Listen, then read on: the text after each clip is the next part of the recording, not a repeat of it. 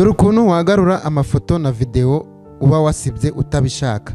Hari ukuntu ukora amakosa ugasiba amafoto yawe cyangwa telefone yawe ugasanga yasibye ibintu, ugasanga yasibye amafoto na video wabishaka ukabibura. Ibyo bintu hari ahantu bihita byibika muri telefone yawe. Fata telefone yawe nkwereka uburyo wabigarura. Uraza hano kuri application ya Fayiro, uze hano hejuru, reba hano hejuru kuri utudomo dutatu, ahangaha nshize udufreshi, uze hano handitse trash.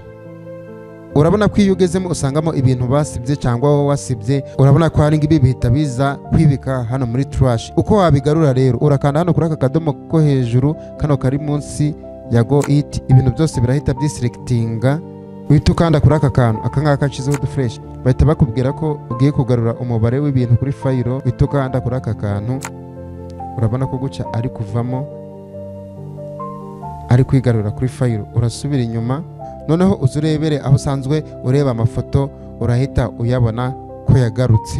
Urabona ko ari ngaya ya mafoto ayo tuba dusanze muri trash, urabona ko yagarutse muri galeri. Niba bikoze bigakunda, byandike muri comment aka kantu nakubwenge, ugasharinge inshuti zawe. Niba ufite n'ikindi gitekerezo cy'irindi somo twazigaho ubutaha, ubyandike muri comment, tuzarirebaho.